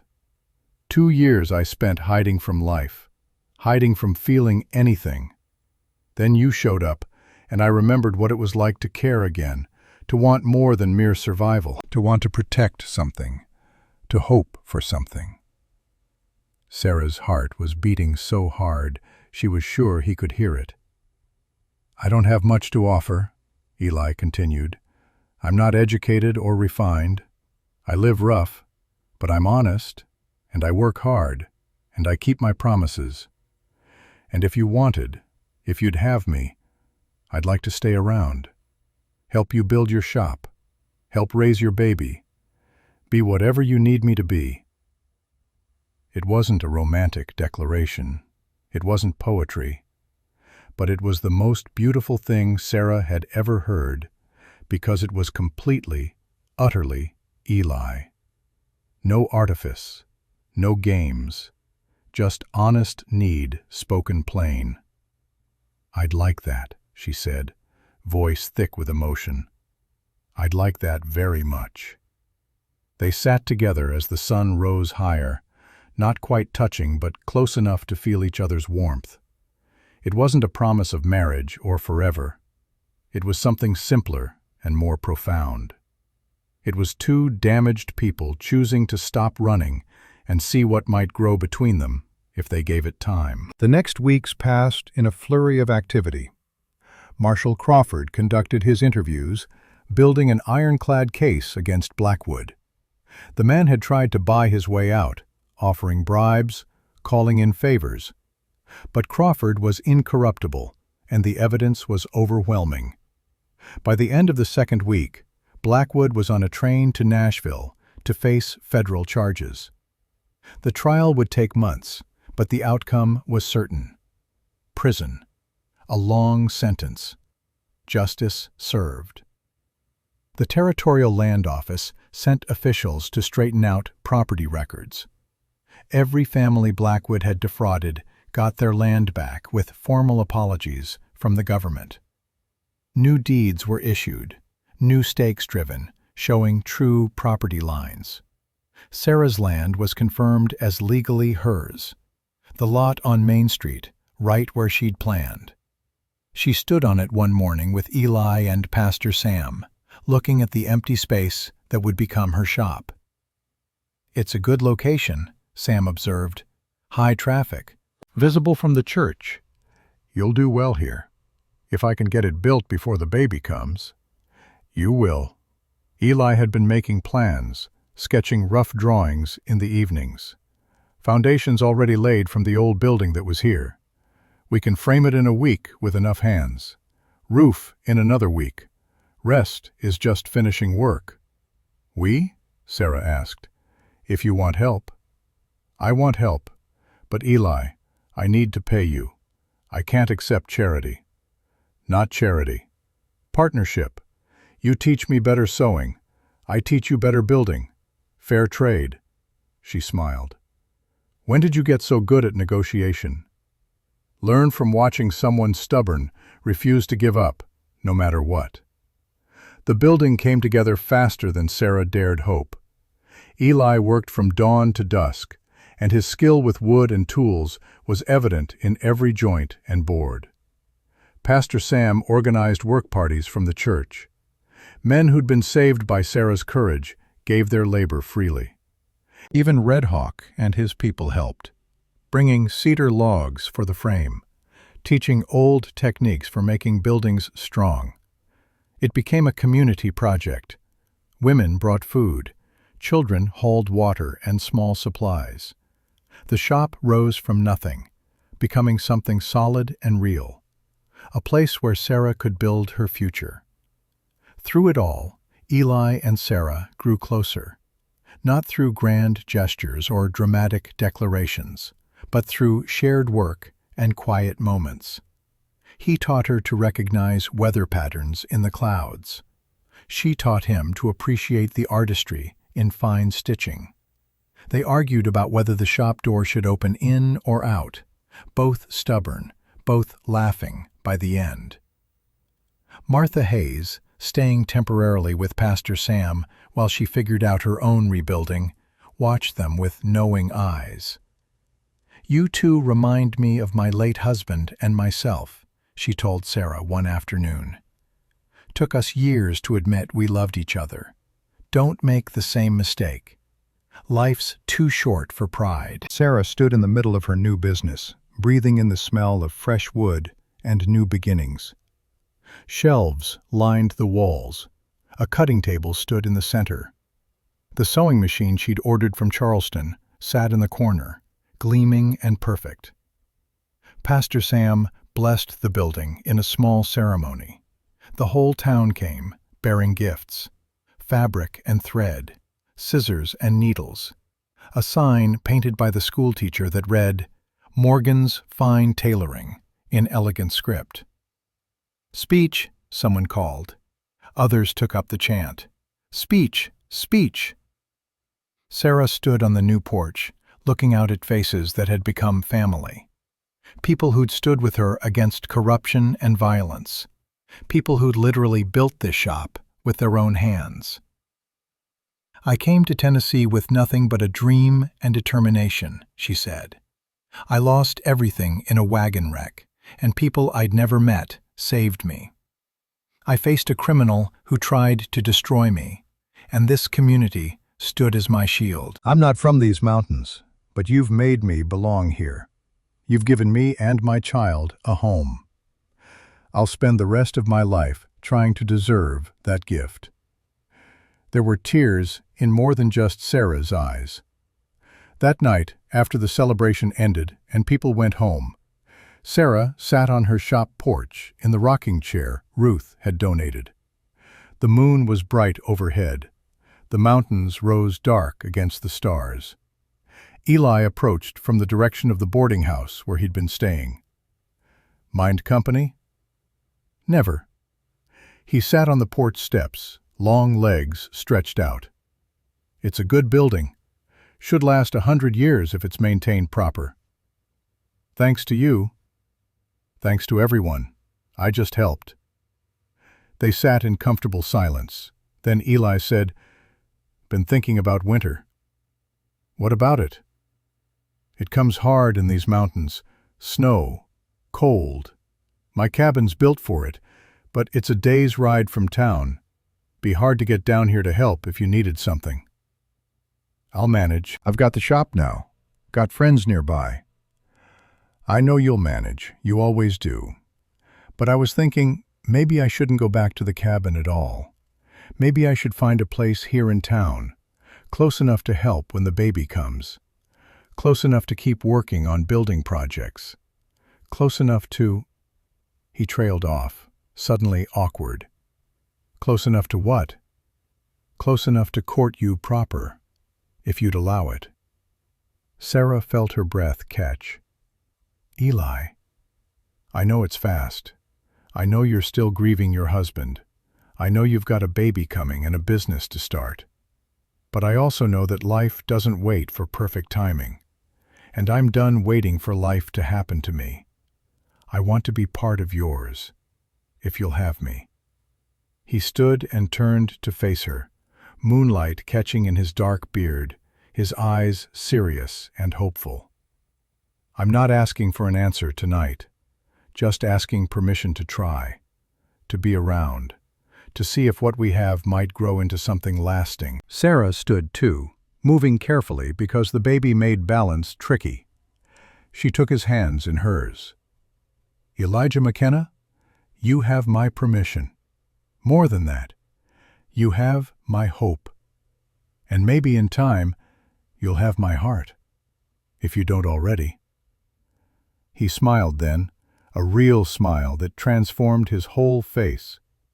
And when he kissed her, gentle and careful and full of promise, Sarah felt the ice that had gripped her heart since William's death finally begin to thaw.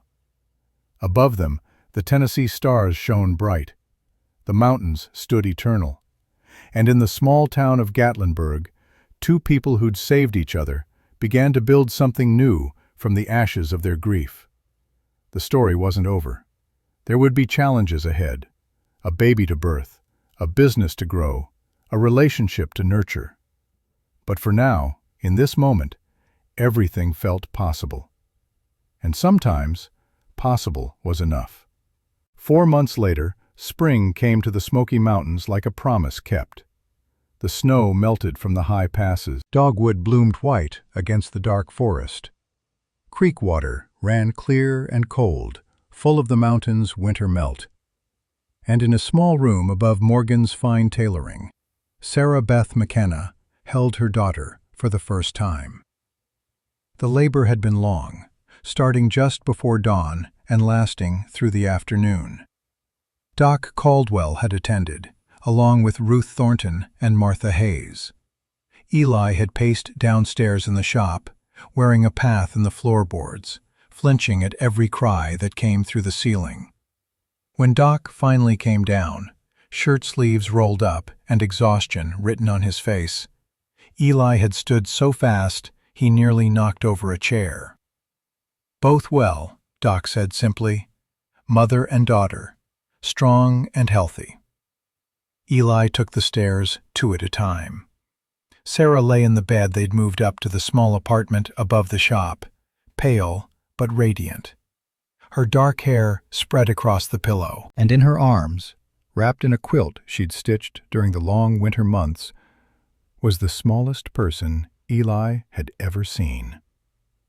The baby had a shock of dark hair and tiny, perfect fingers that curled and uncurled like flower petals. Her eyes were closed, but her face held an expression of absolute peace, as if she'd arrived exactly where she was meant to be. "Come meet her," Sarah said softly. Eli approached like he was approaching a wild deer, afraid any sudden movement might break the spell. He sat carefully on the edge of the bed. "She's so small." "She's perfect." Sarah adjusted the blanket so he could see better. "Grace Elizabeth. Grace for what brought us through. Elizabeth for my mother." "Grace." Eli tested the name. "Suits her. Would you like to hold her?" He started to refuse, certain his rough hands and mountain ways had no business touching something so delicate. But Sarah was already shifting the bundle toward him, and suddenly his arms were full of warm, sleeping baby. She weighed nothing. She weighed everything. Eli looked down at the tiny face and felt his entire world realign in that moment. This child wasn't his by blood, but in every way that mattered, she was already his to protect, to provide for, to love. "Hello, Grace," he whispered. "Welcome to the world. It's complicated and hard sometimes, but it's also beautiful. We'll show you the beautiful parts." Sarah watched him with tears in her eyes. "You're going to be a wonderful father." They'd married 6 weeks earlier, a small ceremony in the church with the whole town as witnesses. Pastor Sam had performed the service, his voice full of joy. Red Hawk had attended, giving his blessing in Cherokee and English. Martha had cried. Doc had served as Eli's best man, looking pleased as if he'd orchestrated the whole thing himself. The marriage had raised some eyebrows at first. People asked if it was proper, Sarah marrying so soon before the baby came. But most folks in Gatlinburg had seen enough of Eli and Sarah's story to understand. This wasn't scandal. This was survival becoming something deeper. This was 2 people choosing each other after the world had tried to break them both. The weeks after Grace's birth passed in a blur of sleepless nights and small miracles. Eli learned to change diapers and mix formula when Sarah's milk wasn't enough. Sarah learned to accept help, to let Ruth and Martha take the baby so she could sleep. Together, they learned the rhythm of parenthood, stumbling through it with exhausted determination. The shop thrived despite Sarah's reduced hours. Word of her skill had spread beyond Gatlinburg. She had orders backed up for months. Wedding dresses, Sunday suits, work clothes that fit properly and lasted.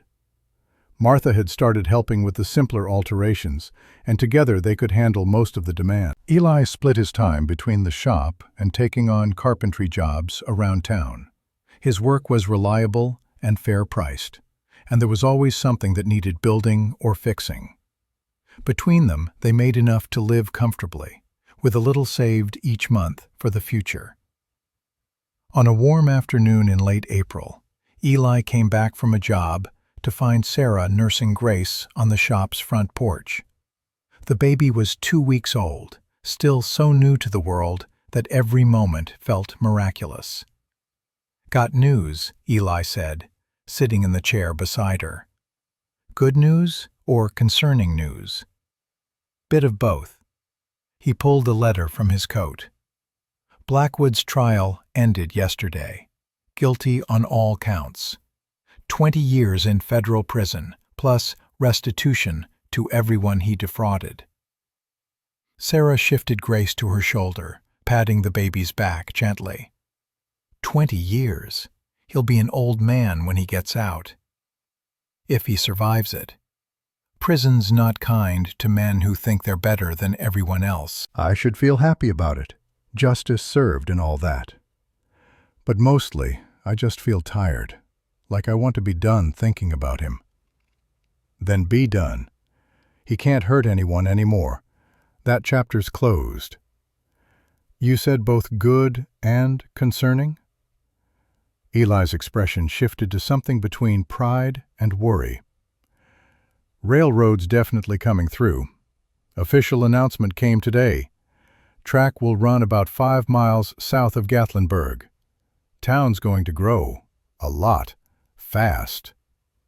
Sarah understood the implications immediately. Growth meant opportunity, but it also meant change. The quiet mountain town that had embraced them would become something different, busier, more complicated. They'd seen what railroad money could do with Blackwood. What would it do when it arrived legitimately? "What do you think we should do?" she asked. "I think we hold on to what matters. This shop, this family, this community. Let the town grow around us if it will, but keep our roots deep." Grace burped impressively, breaking the serious mood. Both parents laughed. "She agrees with you," Sarah said, "or she's commenting on your philosophizing. Hard to tell with babies." That summer brought changes faster than anyone expected. Railroad crews arrived to begin surveying and clearing the route. A construction camp sprang up south of town, housing hundreds of workers. New businesses opened almost weekly. A proper hotel, a second general store, even a newspaper, one printed page distributed every Friday. The population of Gatlinburg tripled in 3 months. Sarah's shop became busier than ever. Railroad workers needed clothes mended. New arrivals needed alterations. She hired 2 more seamstresses just to keep up with demand. Martha managed the front, while Sarah focused on the intricate work that had built her reputation. Eli found himself in even higher demand. Every new business needed shelves, counters, furniture. Every new family needed repairs or additions to existing homes. He worked from dawn to dark most days, coming home exhausted but satisfied. He was building something, contributing, making the town stronger even as it changed. Through it all, Grace grew. She smiled her first real smile at 6 weeks, looking up at Eli with such joy that he nearly wept. She laughed for the first time at 8 weeks, when Sarah made funny faces during a diaper change. She learned to hold her head up, to grab at things, to recognize the people who loved her. Red Hawk visited monthly, bringing herbs and wisdom. He'd taken to calling Grace Little Mountain, saying she had the spirit of the peaks in her. "She will be strong," he told them during one visit. "She will remember where she comes from, even as she grows beyond it. This is good. This is how it should be." One evening in late summer, when Grace was 4 months old and the town was settling into its new size, Sarah and Eli sat on their porch, watching the sunset paint the mountains gold and purple. Grace dozed in Sarah's arms, milk-drunk and peaceful. "Do you ever miss it?" Sarah asked. "The quiet, the solitude of your cabin." Eli thought about it honestly. "Sometimes, especially when the town gets loud and crowded. But then I come home to you and Grace, and I remember why I left. This is better. This is what I want." "Even though your life is completely different now?" "Especially because it's different. I was just existing up there, Sarah, breathing and eating and surviving, but not really living. You taught me the difference." She leaned against his shoulder, careful not to wake the baby. "You taught me something too." "What's that?" "That it's okay to need people. That accepting help isn't weakness. That the strongest thing you can do sometimes is admit you can't do it alone." They sat in comfortable silence as darkness fell. Lamplight began appearing in windows across town. Somewhere a fiddle played, some railroad worker making music after a long day. Life, in all its messy, complicated beauty, carried on. The following spring, when Grace was just over a year old and taking her first wobbly steps, Marshal Crawford returned to Gatlinburg. He looked older, more tired, but his handshake was still firm when he greeted Eli and Sarah in the shop. "Came to give you the final report on Blackwood's case," he said, accepting Ruth's offer of coffee. "Thought you deserved to hear it in person." They sat in the shop's small office while Grace played on the floor with wooden blocks Eli had made. "Blackwood's appealing his sentence, but it won't do any good. Evidence was too solid. But the interesting part is what we found when we dug deeper into his operation." Crawford pulled out a worn notebook. He'd been running similar schemes for 15 years, 7 different territories, hundreds of victims. The total fraud probably exceeds $200,000. Sarah whistled low. "That's more than I imagined." "He was good at what he did, moved often enough that local authorities couldn't connect the pattern, used different names, different companies. If you folks hadn't stood up to him, if Eli hadn't made that ride to Nashville, he'd still be out there cheating people." "We did what anyone would have done," Eli said. "That's where you're wrong. Most people don't. Most people see injustice and look away, because fighting it's too hard, too dangerous, too uncertain. You didn't. And because you didn't, a lot of other people got justice they wouldn't have otherwise." He pulled out an envelope. "The federal government's offering a reward for information leading to Blackwood's conviction. $500. It's yours if you want it." Sarah and Eli looked at each other. $500 was more money than they'd see in a year of normal work. "Split it with the others," Sarah said finally. "Pastor Sam and Doc and Martha. They took the same risks we did." "And Red Hawk's people," Eli added. "They helped too." Crawford smiled like this was exactly what he'd expected. "I'll make sure it's distributed fairly. You're good people. This town's lucky to have you." After he left, Sarah picked up Grace and spun her around, making the baby giggle. "Did you hear that, little one? We're good people, and we're very, very lucky." That night, after Grace was asleep in her crib and the shop was quiet, Eli and Sarah stood at their bedroom window, looking out at the town they'd helped save. "Do you think she'll remember any of this?" Sarah asked. "When she's grown, will she know the story of how she came to be here?" "We'll tell her. About her father, William, who dreamed of railroads and progress. About how her mother was brave enough to start over alone. About how a whole community stood together against corruption. About how sometimes the people who save you become your family." Sarah turned to face him. "We should write it down, all of it, so she knows where she comes from." "You write better than me." Then I'll write, and you'll remember the details I forget. We'll make it a true record, something she can keep." So they did. Over the following months, between work and raising Grace and all the demands of daily life, Sarah wrote their story. She wrote about wagon wrecks and mountain rescues, about fires and sieges and federal marshals arriving just in time, about a pregnant widow and a grieving widower who found each other by accident and stayed together by choice.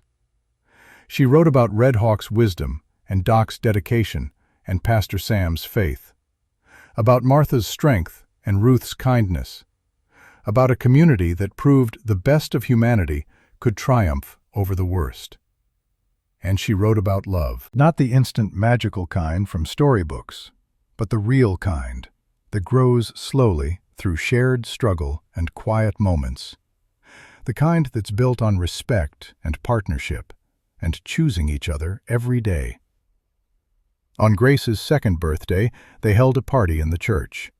The whole town came, bringing gifts and food and laughter. Grace toddled around in a new dress Sarah had made, collecting hugs from everyone she passed. Red Hawk brought her a carved wooden horse. "For little Mountain, who runs fast and laughs loud, may she always have the freedom of the peaks." Martha gave her a rag doll with careful stitching. "Something to love and care for, teaching gentleness." Doc presented a children's book about mountains and wildlife. "Start her education young. She's got a sharp mind." And Pastor Sam blessed her with words that made even Eli's eyes water. "May she grow strong in faith, fierce in justice, and tender in love. May she always know she comes from people who stood for what was right, no matter the cost." As the celebration wound down and the sun set behind the mountains, Sarah found herself thinking about the journey that had brought them here. 3 years ago, she'd been a different person, scared and alone, and certain she could trust no one. Now she was surrounded by family, both born and chosen. She had a business she was proud of, a husband who loved her not despite her strength, but because of it, a daughter who would grow up knowing her worth and her power. "What are you thinking?" Eli asked, appearing beside her with Grace asleep on his shoulder. "That we've come a long way from that wagon wreck. That we have. And that I wouldn't change any of it, not the fear or the danger or the uncertainty, because all of it led here." Eli shifted Grace carefully and put his free arm around Sarah. "You know what Red Hawk told me last week?" "What?" "He said that mountains teach patience." That stone takes 1,000 years to shape, but once shaped, it lasts forever. He said our family is like that, built slow and careful, but meant to endure. Sarah leaned into his warmth, watching their daughter sleep with perfect trust. "I like that. Built to endure." And that's exactly what they did. Years passed, bringing more changes to Gatlinburg and the world beyond. The railroad came through as promised, connecting the mountains to distant cities. The town grew into a thriving center of commerce. New people arrived daily, building new lives. Through it all, Morgan's fine tailoring remained, expanded but still family-run. Grace grew into a bright, fierce girl who climbed trees and sewed perfect seams and knew every trail in the surrounding peaks. Eli taught her to track and build and survive. Sarah taught her to read and create and stand firm in her beliefs. They had 2 more children in time, a son who had Eli's quiet strength, a daughter who had Sarah's determination. The house above the shop burst at the seams with life and noise and love. Red Hawk grew older but no less wise. He taught all the children the ways of the Cherokee, the respect for land and life that his people had maintained for generations. When he finally passed at age 85, the whole town mourned. Grace, then 15, spoke at his funeral about the man who'd blessed her life before she could even remember. Martha and Ruth and Doc all lived long lives, seeing the town they'd fought for become prosperous and good. Pastor Sam preached until his final Sunday, his voice still strong at 80, still calling people to justice and mercy. And Eli and Sarah grew old together, their love deepening with each passing year. They worked side by side, raised children who knew the value of community and courage, left a legacy bigger than either of them could have imagined that day on the mountain trail when a wagon broke and two lives collided. On their 40th wedding anniversary, surrounded by children and grandchildren in the same church where they'd been married, Sarah looked at Eli with eyes that still held wonder. "Thank you," she said simply. "For what?" "For stopping that day, for staying, for choosing this life with me." Eli took her hand, weathered and strong from decades of work. "Best choice I ever made."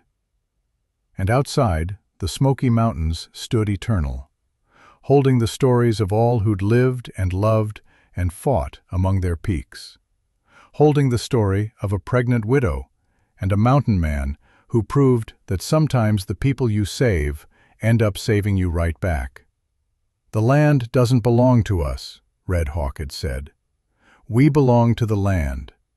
And in belonging, in putting down roots deep and true, Sarah and Eli had found something more precious than gold or property or any earthly treasure. They'd found home. They'd found each other, and in the end, that was more than enough. It was everything.